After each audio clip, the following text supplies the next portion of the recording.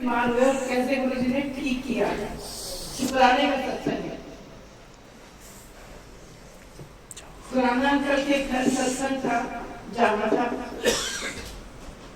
उससे 2 दिन पहले अंकल कहते मुझे यूरिन में थोड़ी जलन है। थोड़ी जलन का कहते कि पानी पिएंगे ठीक हो जाएगा।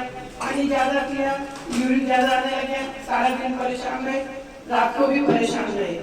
अगले दिन कहते मैं ठीक हूँ। ठीक है, सारा दिन घूमे फिरे और जिस दिन सत्संग था उस दिन भी सुबह से लेके शाम तक मतलब घूमते ही रहे, कभी किधर जाना कभी किधर जाना। जब लास्ट में आए तो बिल्कुल ऐसे बुरी तरह कांप रहे और इनका मतलब मैं तो 45-46 साल हो गए, कभी आज तक नहीं देखा कि जरा से तबीयत खराब हो और अंकल ये कहते कि नहीं मैं ठीक हूँ और मैं चल जाऊँ। जरा से तबीयत खराब होती नहीं, मुझे नहीं जाना, मैं तो लेटूंगा। और लेटने के बाद उठते नहीं अपने आप चुपचाप बाथरूम में आके सो गए। इतना ही होता। गुरु जी ने उस दिन ठीक करना था, कांपते हुए बुरी तरह कांप रहे हैं। चल दिए, नीचे उतरे, देखा तो ड्राइवर अंकल को छुट्टी कर दी। मैंने कहा कि आपने ड्राइवर अंकल को छुट्टी क्यों दे दी? कहते नहीं कल भी बुलाया ना इसलिए मैंने छुट्टी दे दी। खुद गाड़ी चला के लेके गए अंकल के घर और वहां पे अंकल को कहते हैं आज मैं सत्संग नहीं करूंगा, मेरी तबीयत ठीक नहीं है। बैठते ही सीधा बोल और जब चाय प्रसाद पिए तो हाथ तब भी ऐसे कांप रहे और मैं थोड़ी देर बाद देखती हूँ तो स्पीकर के साथ बैठे हुए थे, वहाँ पे बार बार हाथ लगा रहे, मुझे समझ नहीं आ रहा था।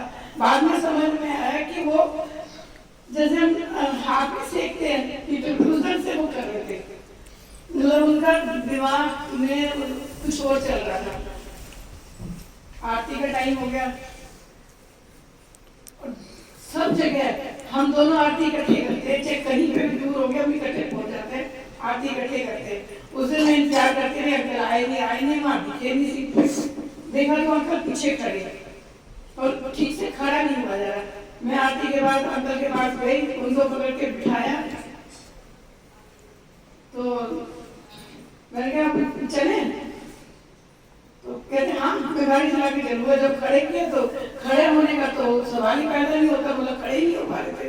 फिर उनको भी बिठाया, मैंने बेटे को फोन किया कि पापा की मुझे ठीक नहीं लगे और आ जाओ। फिर वो क्या कहते वहाँ अंकल बोल रहे कहते हम छोड़ आते हैं।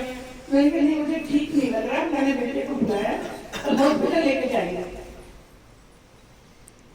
तो बेटा आया, चल जैसे बेटा आया तो कहते हैं कि अंकिता कहाँ है इसको, तो मैंने कहा वो थोड़ी आया, हम दोनों ही सत्संग में आए, ये तो आई नहीं है। और उनको लग रहा था कि नहीं खेल रही थी, कहाँ चली गई। गाड़ी में बैठ के हम घर पहुंचे, कुछ कपड़े बदले हुए तो कपड़े चेंज करने के लिए आके बेटे को कहते हैं कि मम्मी को वही छोड़ा है सत्संग में। मतलब दिमाग में कुछ और, बेटी को कुछ बोल रहे, बहू को कुछ बोल रहे, मतलब नहीं अपने उसमें थे।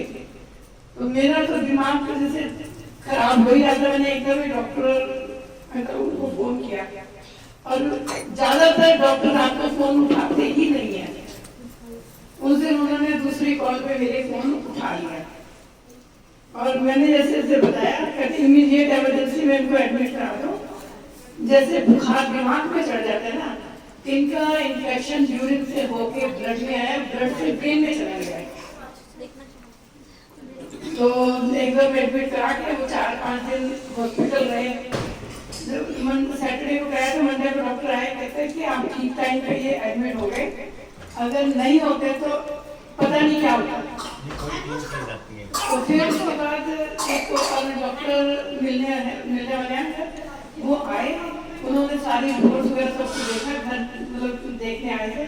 वो कहते हैं कि जैसे इन्फेक्शन जिस दिन से हुआ था उसमें ये 1 रात भी अगर लेट हो जाते तो ये सारा इन्फेक्शन किडनी पे अटैक करता है। किडनी अटैक, किडनी गई तो उसके साथ साथ तो सारे ऑर्गन्स अपने आप ही चले जाते हैं। तो कहते हैं तो पता नहीं मिराकल कैसे, मैंने ये गुरु जी ने किया है, नहीं तो बीमारी में।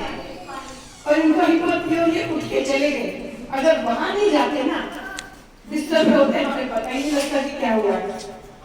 वहाँ हमने और वो सीन में याद करती हूँ जैसे अंकल की तबीयत खराब हुई जैसे था वो मुझे आज भी वो लगता है।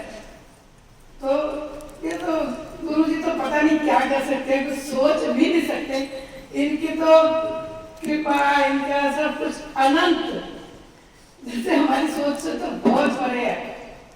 जय गुरु जी, शुक्राना गुरु जी। मैंने कहा ये शुक्राना, मैंने कहा ये सब